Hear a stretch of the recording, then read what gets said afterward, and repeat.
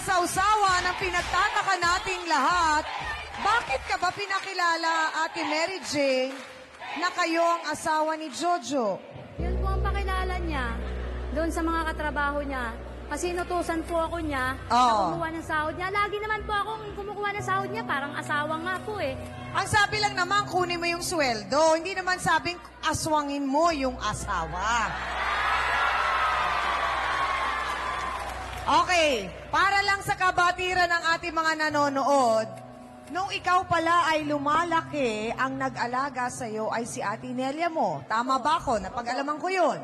Opo. Sige, pakikwento sa amin. Siya po nag-alaga sa akin nung bata pa ako. Sabay po kami lumaki. Tapos? Lahat po ng pinaglulumaan niya sa akin niya binibigay. Oh. Buti nga may binigay Sige. pa. Tapos noon, Ate Mary Jane, mula sa probinsya, nagpunta ka dito sa Maynila, Opo, sa hindi kanila po ba? ako tumira. Sa kanila ka nakatira. Oo. Hindi ba't isang bagay yun na dapat ay bigyan mo ng pagpapahalaga at importansya?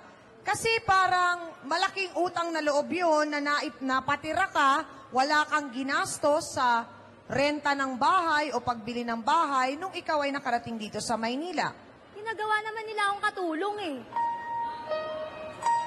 O, di sana, nagsabi ka, Mary Jane, na wag namang ganon. Makikisama ka, pero wag ganon. Ano lang gawin ka? Ha? Ang tanong ko, Mary Jane, bakit masama ang loob mo sa ate mo? Hindi masama loob ko sa kanya. Doon lang kami nag-away tungkol sa asawa niya nga na inagaw ko nga. Ano po bang tawag doon? Sabi niya, ako. Sabi niya ako, may magawa ka?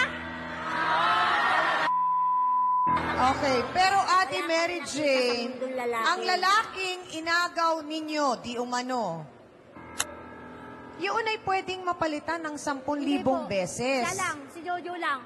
Ang magkapatid, ang magkadugo, ay magkadugo. Wala na po akong kapatid. Mula po na nag-away kami tungkol sa asawa niya, hindi ko na po siya kapatid, tinakwil ko. Mamatay po ako. Pag Bibigyan ko namatay kayo ako, na eksena, ha? Ipagpalagay na natin. Nakasakay kayong tatlo sa bangka. Lulubog ang bangka. Sino ang pwede mong sagipin? si Jojo. Si Jojo! Bakit Abay. naangal kayo? Naangal kayo? Mary Jane. So ang tanong ko, bakit nangyaring ipagpapalit mo ang kapatid mo kay Jojo? Lahat po. Lalaki lang niya. Kaya ko po siyang patayin para lang kay Jojo. Kaya ko po siyang patayin para lang kay Jojo na hindi niya maagaw sa akin. Mas magaling po!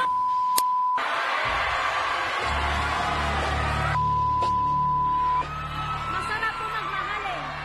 Masarap magmahal. Hindi sa lahat ng oras masarap magmahal, lalo na kung may ilan ba?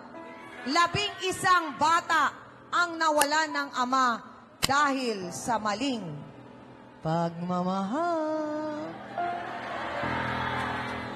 Naku mga kasawsawan, mga nanay sa pula, handa na ba kayo sa mga tanong nyo?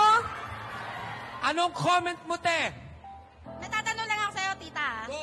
Sabi ko, kasi tatanda ka rin, hindi habang panahong bata ka. Paano pag tumanda ka rin, iwan ka ng ano? Ano gagawin mo? Nagtatanong lang ako sa'yo. Hindi habang panahon, bata ka. Ikaw nga dito. Sandali lang. Teka lang. O, sandali, Okay. Hans. Mami, Mami. Mukhang kasing init ng pansit malabon ang mga gusto magtanong doon. Oo Dali. nga eh. Okay, dito naman tayo. Ito, gusto ko itong naka-ponytail. O, go. Handa na kasi. ang gara mo, mas malansa ka pa. Naku, Hans, doon sa kabila. naku, eto, si Daddy. Kasing init naman ang tokwat baboy yung gusto magtanong dyan. Alam mo kapatid, kung may takot ka sa Diyos, lalo na yung kapwa't laman mo, mahiya ka sa Panginoon. Dapat mong igalang ang ate mo. Kung may Diyos ka, dapat kang matakot. Dugo at laman mo yan, kapatid. Maraming salamat, Daddy. Ate Mary Jane, patawarin mo kung naging mainit ang reaksyon ng ating mga kasawsawan at lahat sila ay nagulat dahil nga talagang nais ka naming mapaliwanagan. Kung ngayon na nga lang, buhay pa ang ate mo, nakikita mo na kung paano siya tratuhin ni Jojo, pilit mong isinasara ang mga mata mo at hindi mo tinitignan na kung nagawa yon sa ate Nelia mo, hindi malayong magagawa rin sa'yo yun. Din kasi. Ang nakakatakot, Ate Mary Jane, ay yung wala tayong maging punto na hindi natin maiisip na ay mali pala tayo, nakakasakit. Walang pagsisisi. Yun ang magiging problema. Hindi ba mga kasawsawan? Nakot siya, hindi pa man natin sila tinatanong, mukhang nakabuo na ng opinyon ng ating mga kapatid dito sa Malabon. Aba, gusto kong makita kung ano yung nabuo ninyong opinyon sa pamamagitan ng ating boto hands. Pula ba kayo o puti mga kapatid? Taas sa mga blackers, magboto hands tayo!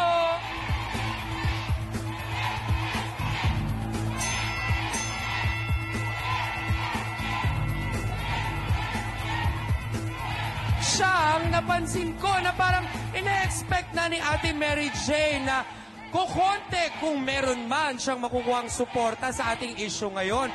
Pero parang ang nakaka-bother talaga is she doesn't seem to mind.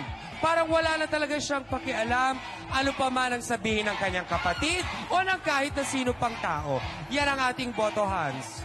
Siya po ang unang nakaalam ng kataksilan at pinakiusapan pa raw siya na huwag magsumbong kay Aling Nelia. Narito po si Lorena Medianes. Pasok!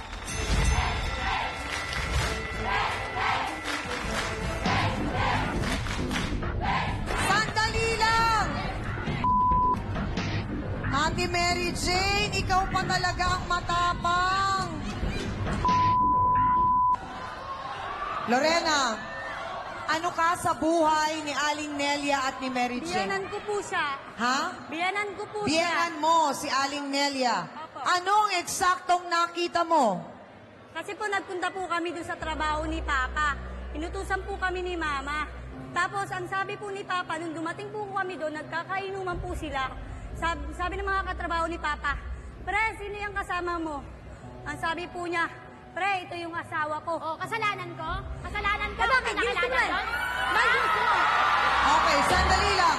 Diretsa ang tanong, Lorena, ano yung pinakiusap sa'yo? Ang sabi po ni Tita Jane, "Lorena, wag mo nang sabihin yung kay mama mo ha, kasi lasing lang yun si papa mo, nagjo-joke lang yun." Napatingin lang ako, tapos hindi po ako umiimik. Mukhang mula noon, ang joke na yun ay hindi na joke at seryoso na. Ano pa ang ibang nalalaman ni Lorena? Bubusisiin natin yan. Dito lang, sa paborito niyong kasama sa hapon, ang...